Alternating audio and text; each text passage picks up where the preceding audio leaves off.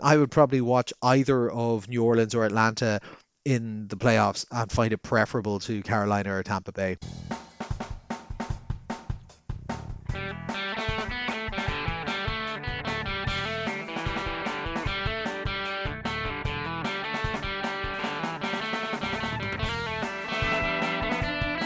So hello, welcome to All Four Quarters, your one-stop shop for news, views, and overreactions to all things NFL. It's the end of the season, and you know what that means? Black Monday.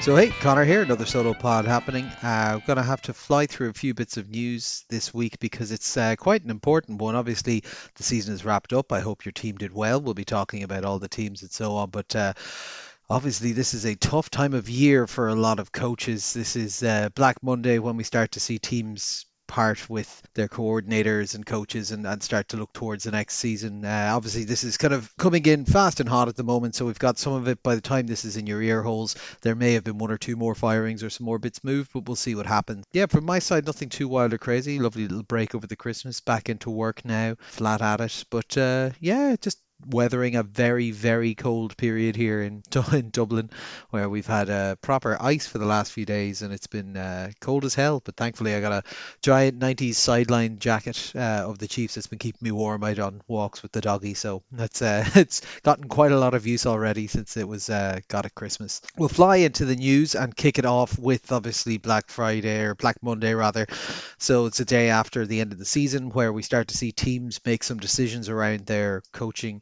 You normally see about 6 to 8 openings at head coach in the league every year, and this year is no different at the moment. So they'll start at the top. Cleveland have decided to part ways with Kevin Stefanski after 6 years with them. He won Coach of the Year 2 times during that period. They went to the playoffs twice. They even won a playoff game. And yeah, the general assumption is that he will walk into a new role following this one. He'll be quite popular in this hiring cycle. I think he is overall considered a good coach. He's well liked within the league. Like, it's not necessarily that he's the problem there, but Cleveland, I think, are looking to get a fresh start and bring in a couple of changes, and they feel they need to change head coach. I think they will regret this in that I feel Stefanski's probably talented enough to do well elsewhere in the league, and it's always going to be annoying when you see that happen. But sometimes just, it runs its course and they just don't have the support there to continue with the project that he's trying to build. So Cleveland are back on the market. Cardinals have parted with Gannon, their head coach. He went 15 and 36 in his tenure. This was badly needed and probably part of a full clean out that's going to be happening with Arizona. Obviously, Kyler Murray was soft benched. Looks like he's probably not going to be coming back as a quarterback. So there'll be quite a lot of moving pieces there. And Gannon, yeah, like 15 wins in 3 years is just not really up to scratch. Las Vegas have also decided to make some changes. Pete Carroll, who they brought in the off season, has only lasted 1 year on his contract. John Spytek, the GM, is going to remain though, and he's going to head up the hunt for the new head coach with Tom Brady by his side. Now, Tom Brady was, as we understand it, involved in the Pete Carroll and the Chip Kelly elements of the hiring this year, neither of which worked out well. As Pete Carroll went 3 and 14. The Raiders have the first overall pick, and it's for a reason. And nothing really worked on this team. Nothing really made sense in how they were trying to build it, and it just was very much like the game had passed him by. So this was needed. I'm not sure keeping the GM in place is a good idea because I don't think the GM did a particularly good job. Also, I don't think that GM and Brady coming together to hire a head coach, given what happened the last time they were involved in picking a head coach, it didn't really work out. But we'll see. Vegas remain a tire fire for now. Falcons have fired Raheem Morris, their head coach, and general manager Terry Fontenoy as well. This is a slightly more interesting one, I would say. So this is one that we kind of felt was needed. The Falcons have an incredibly talented roster, but have mismanaged it hugely. You look at their statistics, you look at the production they get out of Bijan Robinson, Drake London, even Kyle Pitts this year was very good, but mishandled the quarterback situation quite poorly.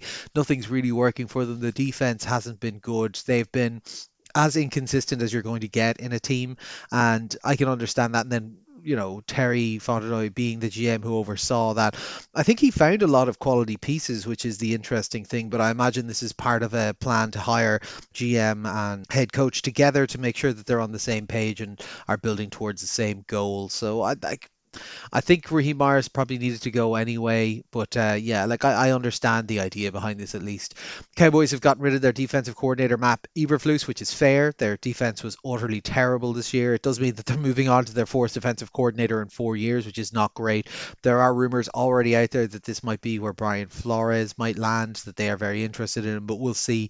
And Washington offensive coordinator Cliff Kingsbury has decided to mutually part ways with the Washington Commanders. He's been mentioned multiple times as a potential head coaching candidate this time around. There's not a lot of offensive names out there at the moment in the pool of talent that they'll likely be picking the head coaches from, so that might play into it. Although I will say that Kingsbury had great success last year with that offense, and him wanting to leave might not look great. The fact that they were happy to release him is a bit unusual. It's a bit unusual to jump out of a role without having something lined up already. Now, what that means, I don't know.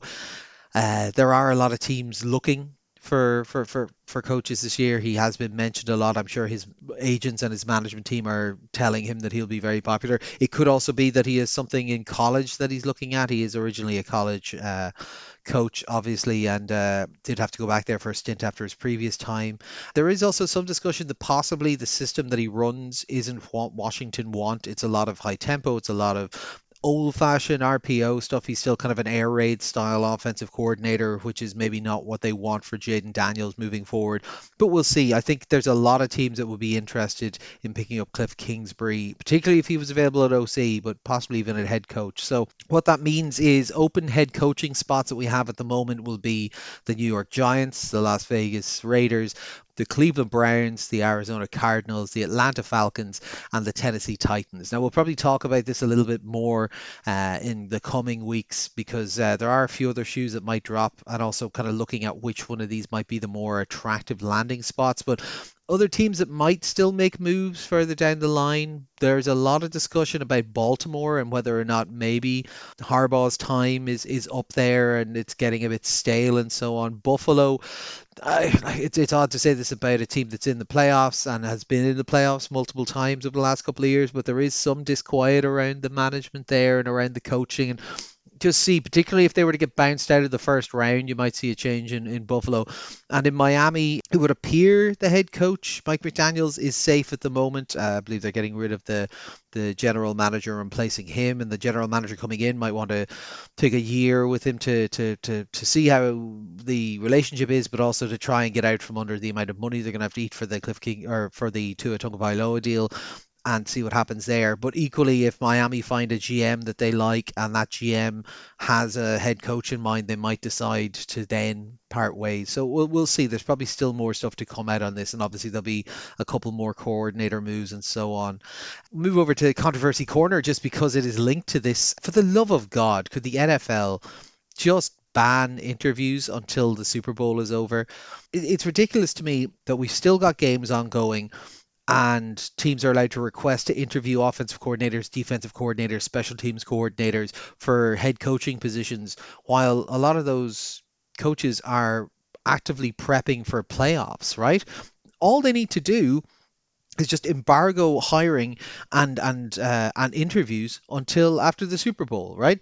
It's not a huge ask. It's only 5, 6 weeks from now, and all it would mean would be that everyone would be able to focus on them fully and not have to worry about this stuff because it hits both ways. Not only does it mean that there are teams who won't be able to interview candidates who might be great for the job because those candidates are, in the playoffs and focusing on that, but for those coordinators who are getting the opportunity to potentially interview for this is a huge step up in their careers and so on. They're going to want to do this. The Chiefs have experienced this in the past. I'm sure many other teams have as well, where you are in the playoffs, you have a coordinator who's interested in interviewing for a head coaching job, and they get an offer to come in and interview, and it's the week of a game. Like, either that coordinator is not going to be able to dedicate their full time towards doing the job they are currently doing, which is preparing their team for a playoff game, or it means that they are going to stunt their career progress by having to say no to these interviews so they can focus on their current job. Like, it isn't going to make a world of difference that you have an extra 4 weeks in position, right? Just slow this thing down and stop this from happening. They already don't allow these negotiations to happen during the season and so on, and teams have to request the ability to talk to certain individuals and personnel. But like, it's not hard to just extend that and just avoid all of this crap. So please, NFL, get this together because it's so fucking stupid. We have one transaction to talk about, which is just that Seattle offensive tackle Charles Cross has agreed to terms on a 4 year, $104.4 million extension that includes $75 million guaranteed. He's played well for them. They're locking him up, and it just makes sense. They have the money in hand to do it. He's a good performer. Well done. The only other little bit of news I want to talk about this week is, it was the stinger on last week's episode. It's happened. The Jets have made history. No interceptions for a full season. A statistical anomaly. You'd think they'd have just caught one by accident. This beats the previous record by two. That was the 49ers team of 5, 6 years ago at this stage. But yeah, no, it's phenomenal. And because it's a zero record, no one's going to be able to beat it. So the Jets will hold this forever. Live on in history, Jets, as the least intercepting defense in the world of all time. And on that cheery note, let's go and look at the games from last week.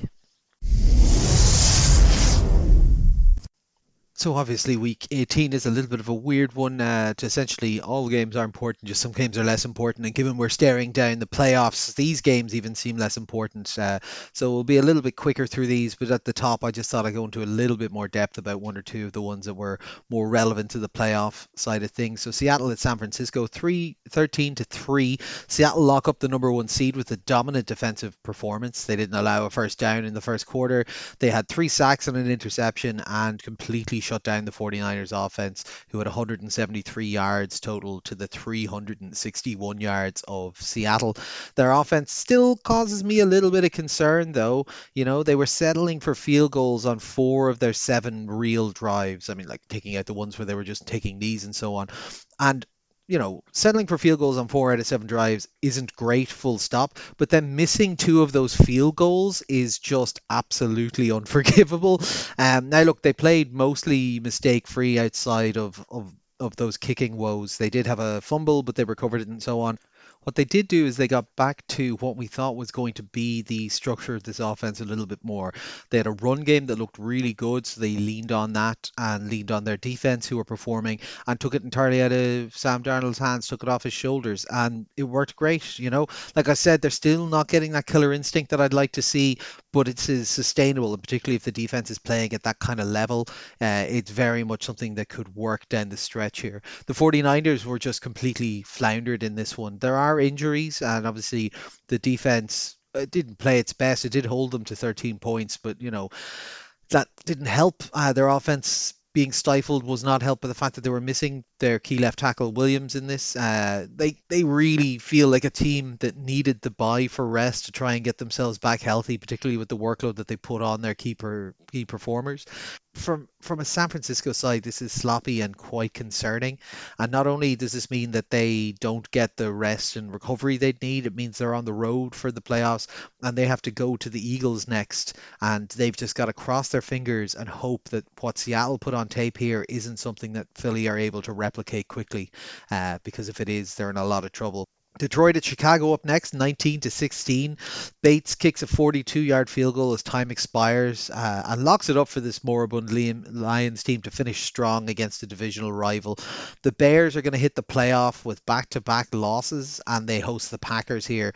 They were shut out for 3 quarters of this game, which is just not what you want to see because they weren't resting a lot of starters. Now, look, they weren't playing everyone, and they very much were playing a vanilla playbook to not show anything off, but still not great. Williams threw for 2 fourth quarter touchdowns and they converted 2 2-point conversions to tie it up.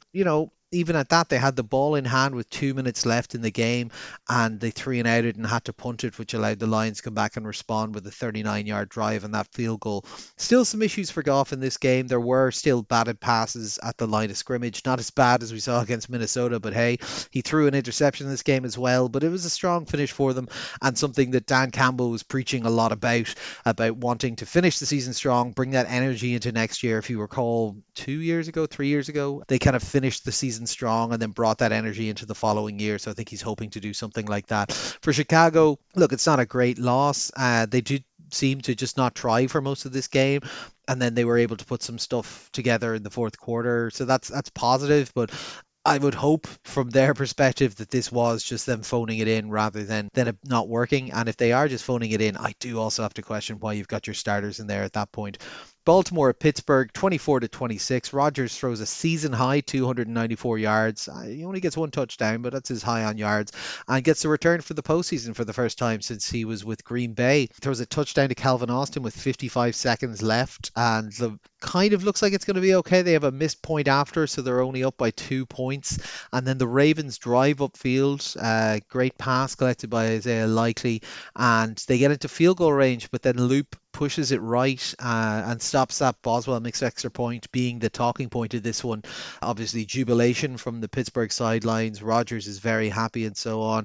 But like, guys, this is a game you should have lost. Like, you really didn't put yourself in a good position here. So I don't think there's too much to be champing and cheering about. Like, realistically, this is a game they should have lost. On the other side, Jackson played well, which is something we haven't seen in a while. 11 of 18 for 238 yards, 3 touchdowns and an interception. And Henry was strong in this game, 126 yards, averaging over 6 yards a carry, but it just wasn't enough. Even with the fourth quarter heroics of Zay Flowers, who had 114 yards and 2 touchdowns just in the fourth quarter, it just wasn't quite there to get over the line. Like, everyone's going to point at that Loop missed field goal as being the reason, but realistically, this is not a team that you should be down 2 points against at that stage. This is not a high quality Pittsburgh team, and I think all this is going to do is increase the rumors that were growing about Harbaugh and Jackson. There was a hit piece taken out on Jackson in the local paper,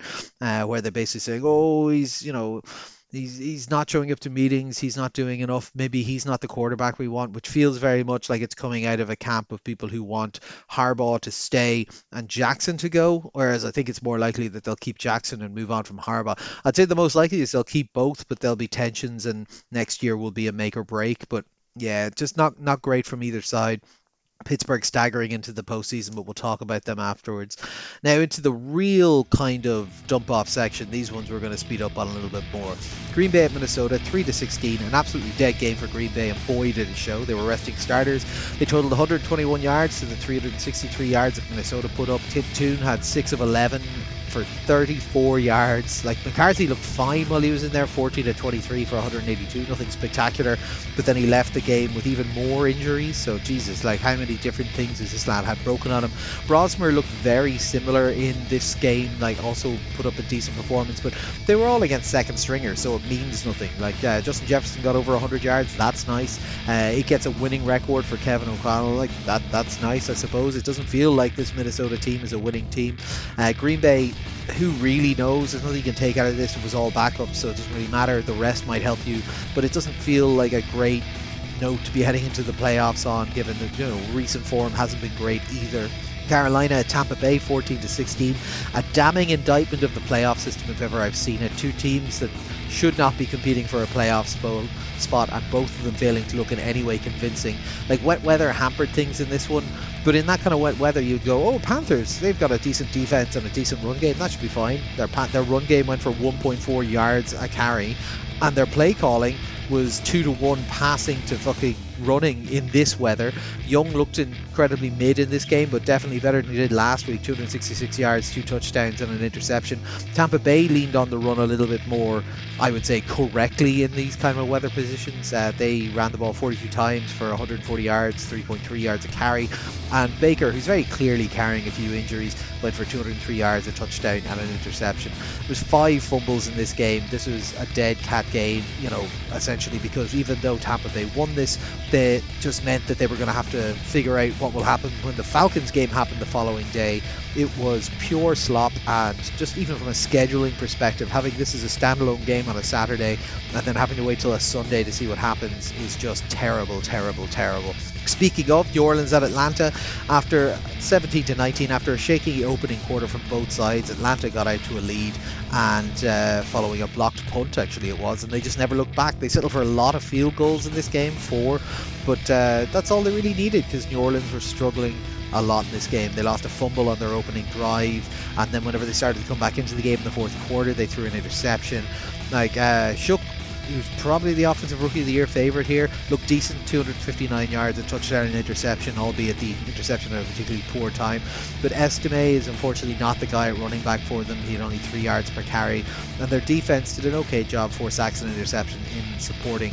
On the other side, Cousins looked very bleh, and the run game was completely shut down. Like, how do you have Bijan Robinson and you're getting 2 yards a carry against, like, it's an okay but not great defense here in New Orleans. London and Pitts got the job done, and the defense picked up 4 sacks, and they had a strong fourth quarter to close it out, so that was good. And obviously that meant, with Atlanta winning, it was a 3-way tie atop the NFC South, and that meant that Carolina got the win. Frankly, I watched this game and I thought I'd prefer to see Atlanta, because even though they're all over the shop, they can put up individual performances. Like, I would probably watch either of New Orleans or Atlanta in the playoffs and find it preferable to Carolina or Tampa Bay. Washington at Philly up next, 24-17. Philly rested starters, and therefore they missed the second seed, which is, whatever. This was very much a weekend where you saw a lot of teams just not caring about seeding. Johnson hits passing and rushing touchdowns in the fourth quarter to seal it up in a very run-forward game plan from Washington. Tanner McKee was very serviceable on the other side, 21 of 24. He had a touchdown and an interception. 21 for 241 yards. He had a touchdown and an interception. And Bigsby, who is the lead running back of this one, averaged over 4.6 yards a carry. Devonta Smith was in this game, even though most of the starters were resting, because he wanted to get his 1,000-yard season, and that was fine. But you could see on the Philly side that the second stringers just didn't have the discipline. They had 9 penalties for 123 yards in this game. Not much to take out of it. Like I said, all second stringers. Indianapolis at Houston, 30-38. This was kind of fun, this one, actually. Like, resting from about halftime onwards, Stroud had 2 touchdowns in the first half before Mills came in. They had a field goal from Fairbairn. They got the lead with 12 seconds left. Now, this is a field goal heavy game. 6 field goals for Fairbairn in this one. And then the reason it's an 8-point gap is we got a big man touchdown. The defensive tackle, I think he is, Tommy Tugoli. He picked up a fumble and was able to get the big score in there, which is nice, because I believe he was brought in an offensive play earlier but didn't get the ball thrown his way. Riley Leonard got the start for the Colts and was fun, like properly fun, but very inconsistent. He went 21-34 for 270 yards, 2 touchdowns and an interception. But he also had a rushing touchdown. Yay! He also fumbled the ball pies. Boo. One of those fumbles really counts. Like, the second one was at the end of the game. They were just trying to throw the ball around and get anything going, so I don't really count that one. It was a big Alec Pierce game. He had 4 catches for 132 yards and 2 touchdowns before he got ejected by the referees in the softest of ejections I've ever seen. So I think he disagreed with the call they made, and he was trying to talk to the ref and bumped into the ref like as lightly as you possibly could, and then got kicked out, which is just a bit ridiculous. Maybe if they had brought in young Riley Leonard a bit earlier, they could have won 1 or 2 of those closer games beforehand. I love the Philip Rivers experience, but to be honest, you could see how much more downfield attacking they could be with Leonard, even though he has a lot of inconsistencies. Cleveland at Cincinnati up next, 20-18. The sack record was finally gotten with 4 minutes left in the fourth quarter, and a last play field goal from Schmidt gets the win for the Browns. Shador looked pretty shitty in this game again, 11-22 for 111 yards. He took 6 sacks, he lost a fumble, and it was a real hodgepodge run game. They didn't have a clear lead, and they just tried out a lot of stuff, so 7 different people got carries, but they got it done. Like, their top receiver had 23 yards. This was not a good performance by any stretch of the imagination. Apart from, their defense was essentially their offense. They had an interception, touchdown, they had a fumble return for a touchdown, so like 14 of their 20 points were scored on defense. Cincinnati were overall the better team in this, but they were just caught in the mire. Like, it was all over the shop. Burrow, 236 yards, 3 touchdowns and an interception.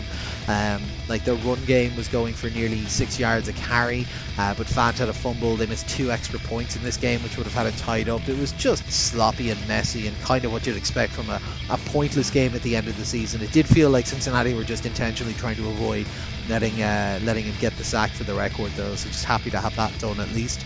Tennessee at Jacksonville, 7-41. Not a game, not worth discussing. Cam Ward left with an AC joint injury. Thankfully, it's come back that it's not that serious. He won't need surgery. This was all one-way traffic in this game. The only question is, what in the fuck was Trevor Lawrence still doing in this game? They were in the third, fourth quarter, and he was still playing at 34-7 up. Like, you're gaining nothing on just risking injury at that point. Strong close for the Jags going into the playoffs. Excellent, rah-rah, and so on. But Jesus Christ, if you're up in a pointless game against a team who was already terrible and is on a backup quarterback, stop having your starters in this game far earlier, you absolute madman, Liam Cohen. Dallas at the Giants, 17-34. The New York Giants play themselves out as the number 1 overall pick. Dart goes 22 of 32 for 231 yards, 2 touchdowns, and 32 yards rushing on the ground, and led a team that took out a completely flagging Dallas team who they very clearly just didn't want to be there. Prescott left at halftime. Blue and Maffei both got their first ever NFL rushing touchdowns. Milton had an interception and a fumble, and like this was one-sided, but in a way that like the Giants seemed to care about this game and Dallas just did not. Maybe this was kind of a showcase from New York to attract new head coach candidates to come in and hang out with them. Who knows? But yeah, just kind of a little bit of silliness, to be honest, at this point. Unless this was just really big brain stuff from Dallas, and Dallas were like, well, we don't want a divisional rival to be able to get the first overall pick, so we got to make sure we throw a game. But who knows?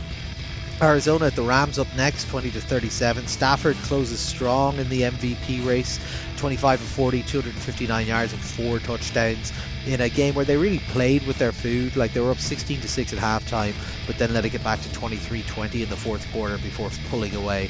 Their defense stepped in and forced 2 punts with negative yardage drives at the tail end to make sure that it was closed off. There were cracks, however, like there were defensive miscues in this game. Arizona should never have been as close as they were in that fourth quarter at all, and they made some special teams mistakes as well. But overall, a solid way to close out the season for them. The Rams maybe not hitting 100% of the accelerator in this one, but they got Carolina next, and McVay is licking his lips. Carolina end the season with their worst ever result in franchise history, 14 losses. Not great, we'll say, but surprising that they even put up 20 points. The Rams slightly high off the ball, but they were mostly looking at next week anyway. Kansas City at Vegas, 12-14. An absolutely dead game, because the only thing that was in this was whether Las Vegas would get the number 1 pick, and because the Giants had already won their game, the Vegas had it locked up. The Chiefs are going to get the number 8 pick. Kelsey got over 13,000 yards for his career here, the third tight end to ever do it in what might be his last ever game, playing with mostly backups. The Raiders got 8 sacks in this game and 3 fumbles from Kansas City, who just didn't look like they wanted to win it at all. And even with them making all those mistakes and still trying to, I think, not win this game, it still took a 60-yard Carlson field goal at the end of this game to actually have them lose it. An absolute nothing burger, apart from, I'd say, the Chiefs are probably still in the market to find a backup quarterback. Miami at New England, 10-38. Drake May also closes his MVP campaign strong, but this was a Stevens game. He had 7 carries for 131 yards and 2 touchdowns. Overall, the ground game, they had 34 attempts, 243 yards, 7.1 yards a carry, and 4 touchdowns. It was, absolutely one-sided and just pure bully ball. Miami were here playing mostly backups as well. Achan is out, Tua obviously is already out, and so on. And I think Wright has kind of cost himself any shot at the backup running back job here, because he averaged 1.8 yards a carry and fumbled the ball twice, and that's not what you want. Pats breeze into the playoffs here. There's very little to take from this game. McDaniels is probably safe at the moment, as I said in the news section, but Miami will be doing some house cleaning, and they'll be trying to move on from Tua at the end of this season. So we'll see what comes out of that. The Chargers took on Denver 3-19. Turns out that Trey Lance ate him. Not that we didn't already know that. The thing that was interesting in this one is that this was very poor from Denver. They didn't score any offensive touchdowns at all. It was an interception, touchdown, and 4 field goals. Their big hope now is that J.K. Dobbins might be back for the postseason. It's increasingly clear that John Payton doesn't trust R.J. Harvey to be a 3-down kind of bell cow back at all. The Chargers were resting starters to get ready for the playoffs, so it was a dead game from their side. So there's very little to take there. But from Denver's side, you're at home, you are playing your starters, and this is what you can do. It was worrying, because this is a team that looks to have cooled down a little bit of late. Maybe, it's just well, we don't need to do very much. We have this game locked up. Let's just kind of eke it out. But if you're doing that, then surely you just rest your starters in the back half of this game. I don't really understand it. It feels like they were leaving them out there to try and get that spark of energy to take into the postseason, and it never came. So just keep an eye on that. And finally, the Jets took on the Buffalo Bills 8-35. The Jets hit a new low in this one. As I mentioned, no interceptions on the season. They had a QB in this game who completed 11 passes for 60 yards and a touchdown. Their run game was at 3 yards per carry against a team that was mostly asleep and on backups. Allen started this game in this weird thing the Bills love to just keep his starting run going. So he started, but he didn't throw the ball at all. It tells you a lot about how bad a team is when Mitch Titties, comes in, plays quarterback against you, goes 22 of 29 for 259 yards, 4 touchdowns, no picks, no sacks. Like, I look at this and I wonder, why are they looking to persist with this coaching staff? Why are they not looking to change head coach in Jersey, right? Because there's no direction to this team. It's regressed almost everywhere along the roster. Nothing has worked at all. And I know there's 1 or 2 injuries, but like, I think literally everyone is going in the wrong direction. Total yards in this game, 122 to the Jets, 470 for Buffalo. First downs, 30 for Buffalo, 9 for the Jets. Like, they lost the time of possession 2-1. This was grim as grim can be. The only plus is if they won't fire after this, you're definitely good for next year. So on that lovely and cheery note, let's go look at the playoffs. So obviously what you're all interested in is we pick all of these games and who did the best. Well, I can tell you it was a close run battle right to the end. I ended up with 162 correct for 60%. Sean, 169 correct for 62.13, but with 170 correct for 62.5 correct. Ronan is your regular season picks champion this year. It was tightly run. It was an exciting time. Sean was leading for most of the season. He just got caught in the last 2 weeks. So well done to Ronan on that. Let's have a look at our playoff games that are upcoming. So we'll start on Saturday night. The Rams at the Cardinals. A struggling Carolina team stumble into the postseason and face one of the best teams on their day in the NFL. The Rams are number 1 in passing yards, first in points for, 7th in rushing, and 10 for points against. The Panthers don't sit in the top 10 in any of those categories. They're 27th in points scored, 15th in points against. Their hope for this game lies in their inconsistency. They won when these two teams met in November, and Young threw 3 touchdowns in that game, something he hasn't done in the 4 games since. Their defense has been able to show up in games, particularly you look at that first half of that Seattle game 2 weeks ago and how they performed there. That's the type of performance you need. They'll need this defense to show up.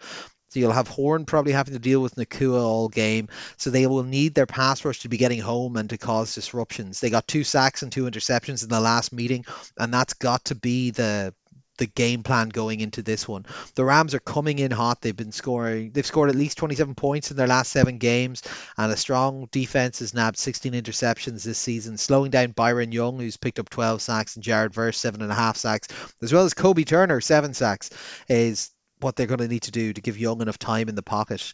The other thing is they need to establish the run game early, as it's their only route through what is opening as a 10-point spread deficit. So the boyos in Vegas think that 10 points is how much Carolina are going to lose by in this game.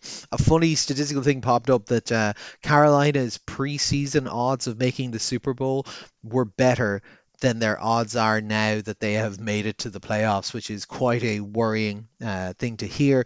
But yeah, look, for Carolina, the run game hasn't been as good the last 2 or 3 weeks, and they need to get that going early, and they need to disrupt the quarterback for this Rams team, because if you cannot get those 2 things going, there is no chance of you playing catch up. I think this is probably about as one-sided a game as we're getting this round anyway.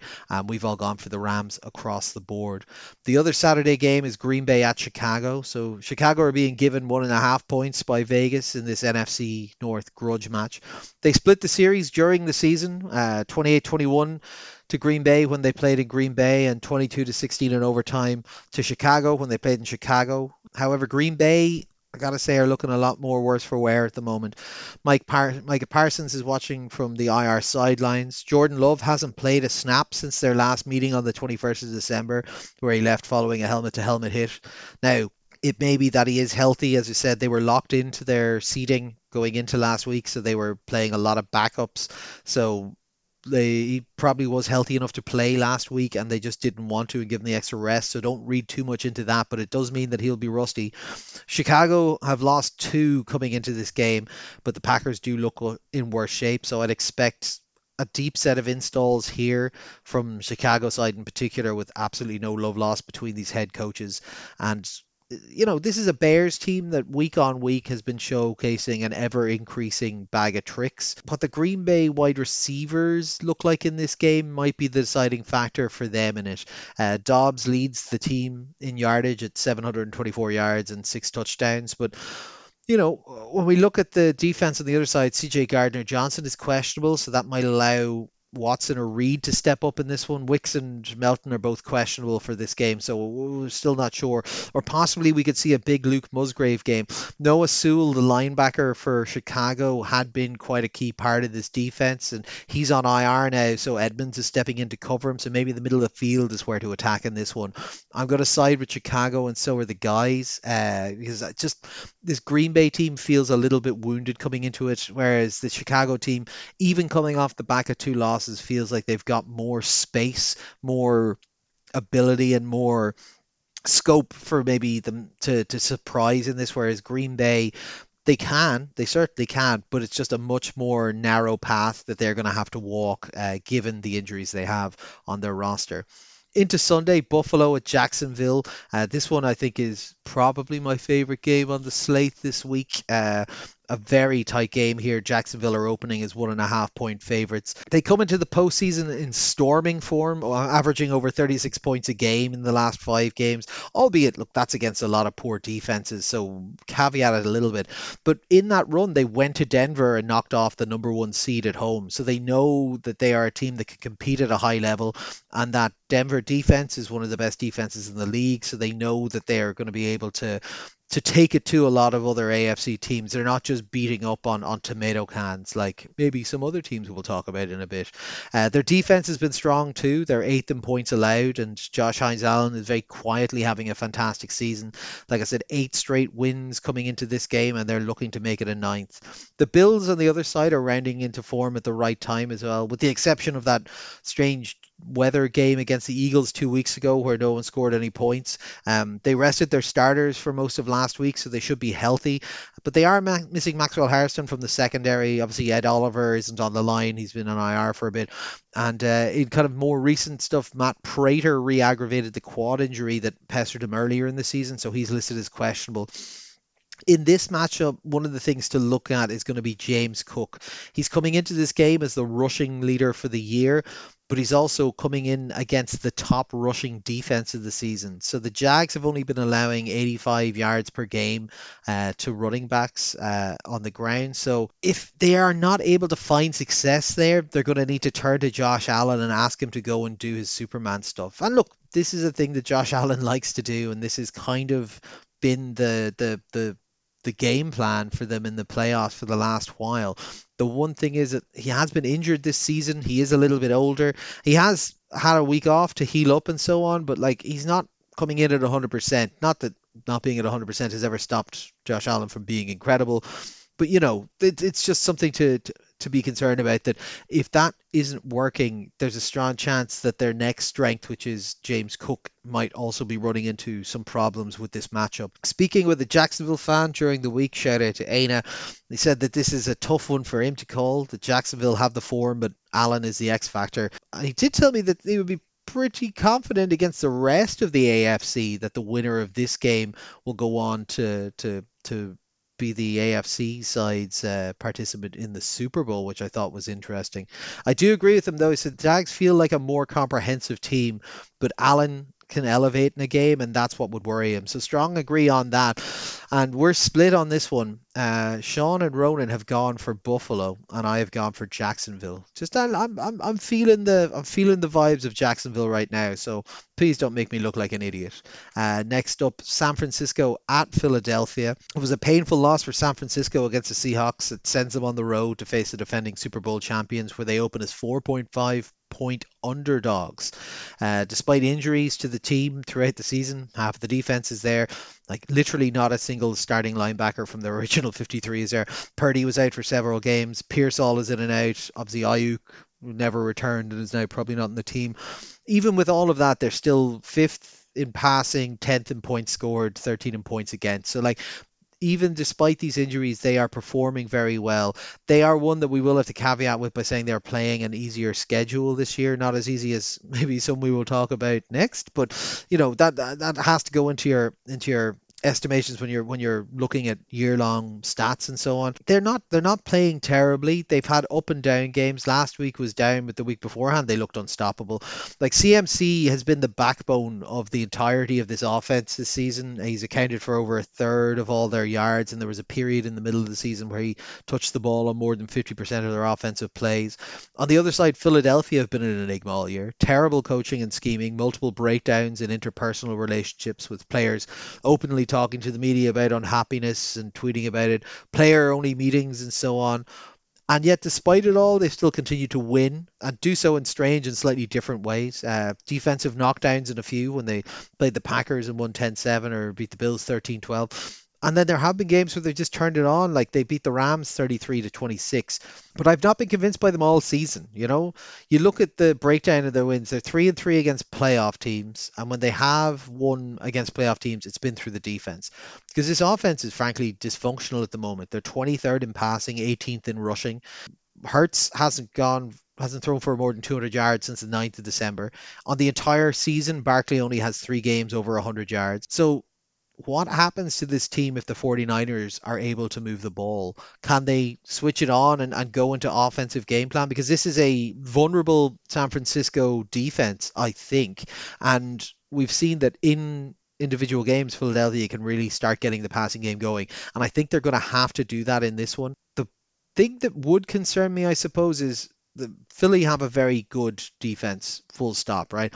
Trent Williams is potentially missing this game, and he remains one of, if not the best tackle in the game, and he is currently questionable. We saw that had a big impact last week on how the game went for them. Hopefully, he'll be able to play because I think it'll make it for a more exciting game. But Philly aren't just a, watch out for Miles Garrett and everything is okay style defense. They have 14 players that have registered at least half a sack this year. Equally, they don't have an individual standout. Like no one has more than 6.5. It's just good depth and it's pressure coming from all different ways. In the 3 games pre-Seahawks shutdown, Purdy went for 299 average yards on average, and then averaged 4 touchdowns and less than 1 pick in those games. So if he can have time to throw, he can run this offense incredibly effectively. So I think the getting pressure on him, and particularly if Trent Williams is out, getting pressure off that left hand side is going to be key for Philadelphia to do it. The big one is if Philly can tape dog that Seattle game and mimic the kind of stunts and structures that they were putting in to cause the issues, they certainly have the personnel to be able to succeed here. And I don't doubt that for a second. However, for me, I haven't trusted Philly all season.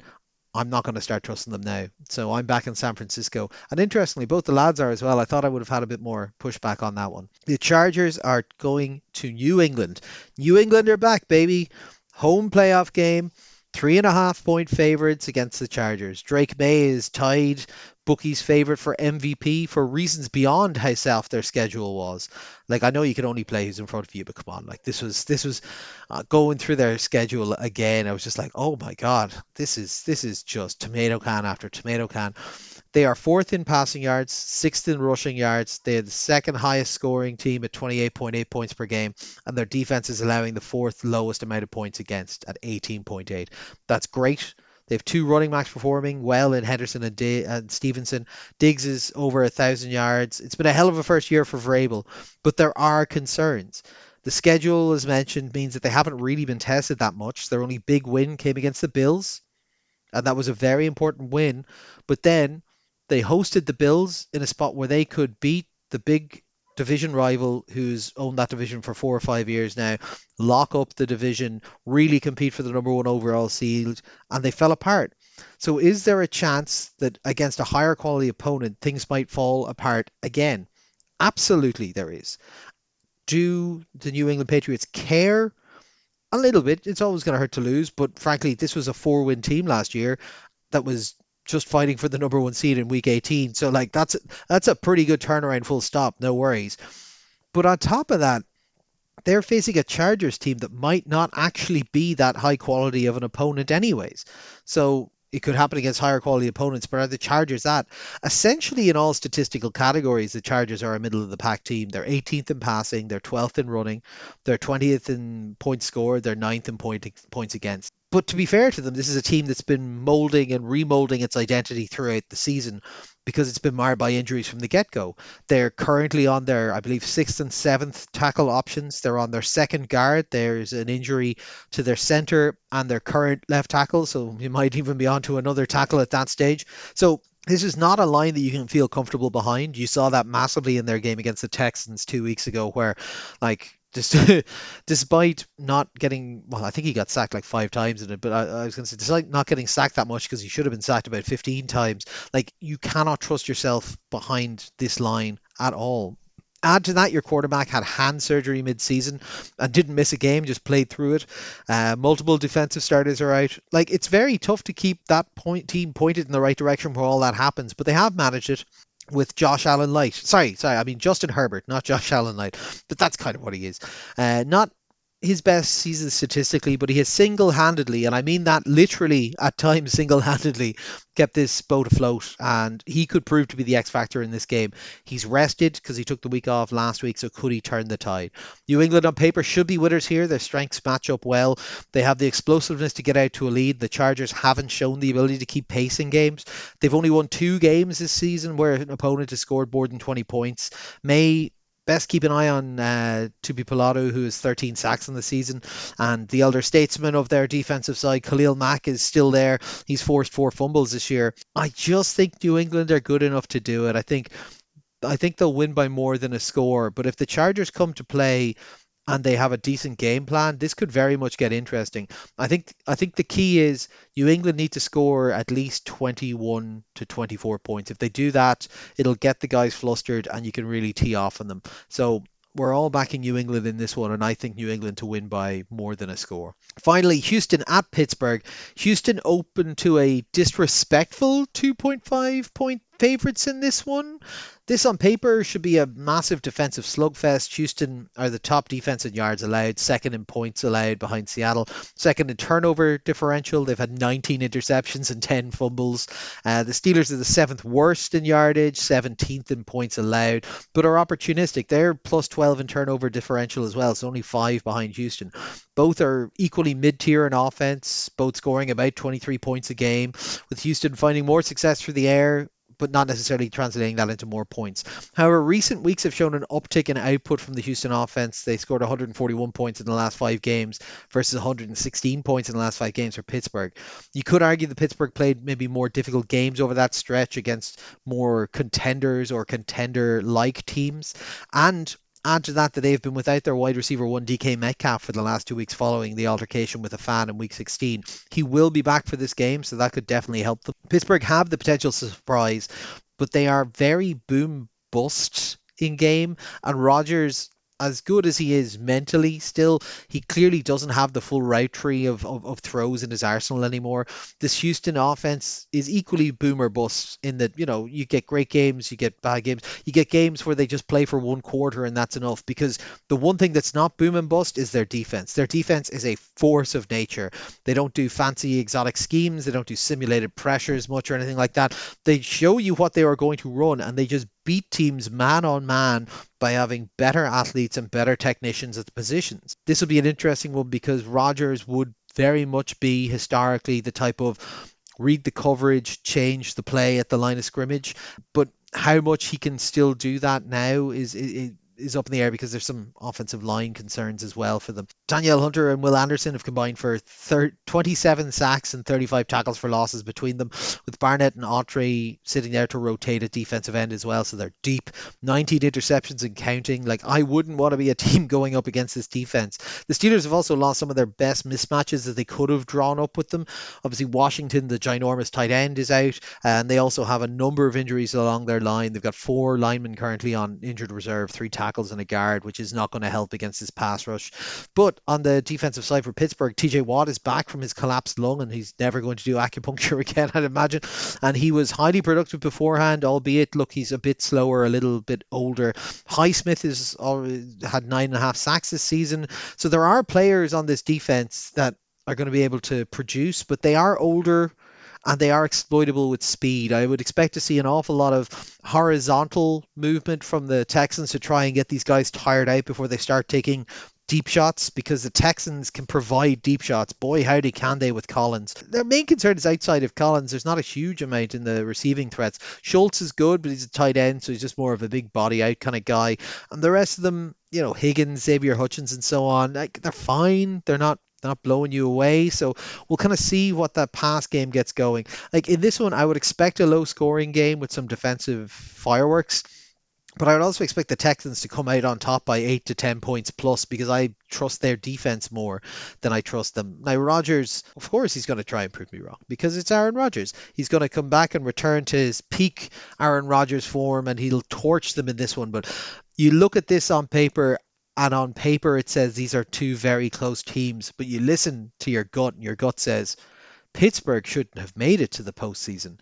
It was, a windy missed field goal that led them to be here. Houston are on what, a 9-game winning streak coming in here. Their defense is terrifying.